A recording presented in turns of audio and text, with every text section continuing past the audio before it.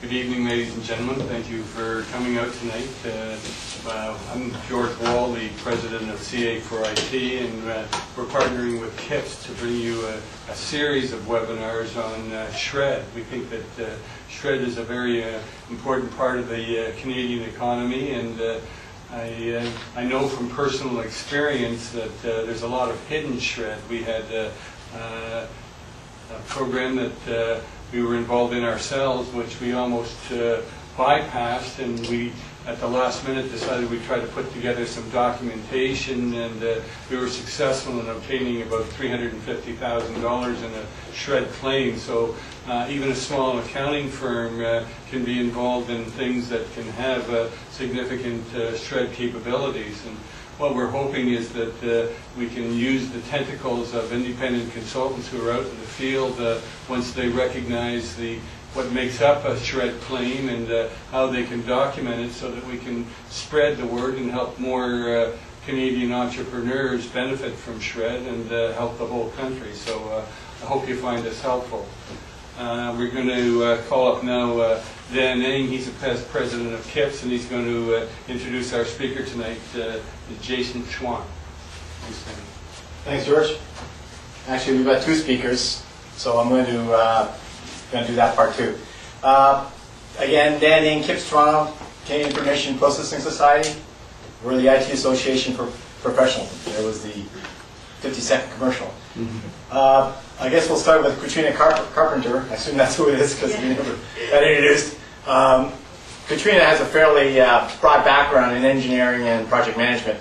I guess one thing I would highlight, because George Wall, who you just heard earlier, has a focus around ISO 9000, and I know you've got some background in that area, so that's really something that maybe George will want to get your tips and tricks on, because he's very proud of that. If you've gone to his office, he's got the big, the big science certificate and all that stuff, and no auditing though. You can't do anything.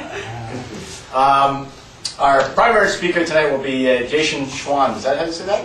Schwan. And I guess the thing is, you probably read through his background, a bit of his work in his current company. He came from a manufacturing company, actually Celestica, a small little operation, global thing or something or other. And we talked a bit about his background actually in lean, and that has nothing to do with your diets. Okay, this is my concern, of course, myself, but it's more to do with process improvement. So that's, he was involved in the manufacturing sector for quite a number of years, and I think when we spoke, he was quite happy with the work he managed to do down in Mexico. I don't know why he'd be happy down in Mexico, but you can all imagine that sort of thing. So without further ado, I'll turn it over to Jason, and let him go on with that. Thank you very much. Thank you. Good evening, everyone, and welcome. As Dan mentioned, my name is Jason Schwan. I'm with me as Katrina Carpenter this evening. First of all, before we begin, I just wanted to give thanks to the KIPS chapter and our hosts, Wall & Associates, for having us here this evening. So thank you very much, kindly. Our topic tonight is the Scientific Research and Experimental Development Tax Credit Program. It's known as SR&ED, or SR&ED for short. And what I hope to talk to you a little bit about tonight is how this program can bring some bottom line benefits to the organizations that you own or that you work for, and help you identify what comprises eligibility for a SR&ED claim, and help you identify the kind of documentation and elements how you can help an organization maximize their claim.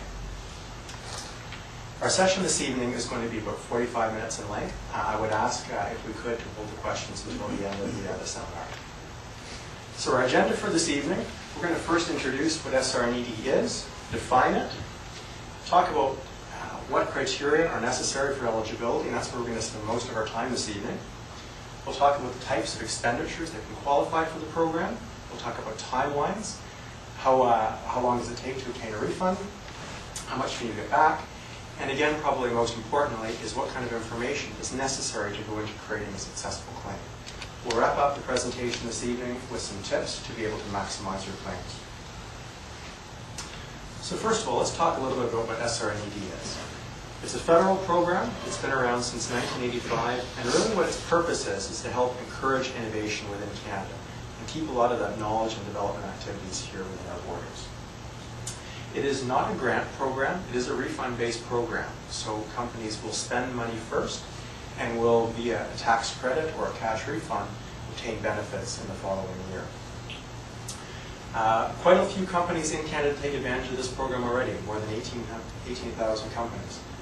But in terms of the dollars that is refunded for this program, most of the dollars are consumed by some of the most largest corporations in Canada. So companies like Northern Telecom, like Research in Motion, etc., who do significant development activities.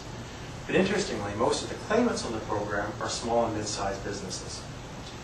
The interesting statistic is that almost half of the eligible incentives in this program each year are actually left unclaimed and are left on the table. So there are significant opportunities to bring knowledge to the group and populace here that this program is available and that there's significant room to take advantage of this.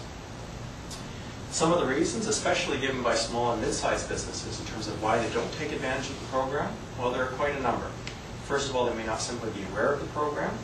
They may not understand the criteria to be eligible for the program, or they may not have the technical or financial expertise to be able to submit a claim successfully, or may feel that they don't have time to be able to apply for this. And part of the discussion tonight that I want to focus on is to dispel some of these myths, that this program is relatively straightforward to apply to, and that the criteria can almost broadly be met in almost any type of industry that you're in. So why don't we start off with an example. I want to show you some of the benefits that this program can bring from a bottom line perspective.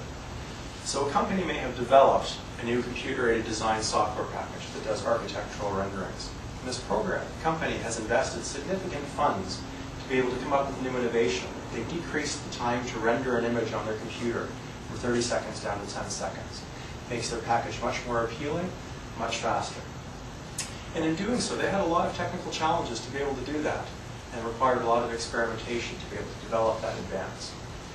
In terms of money, the company put in substantial amounts of funding, over $100,000 in terms of salaried labor, and over $50,000 in terms of contractor work, where they had outsourced some of the design and testing of that software development.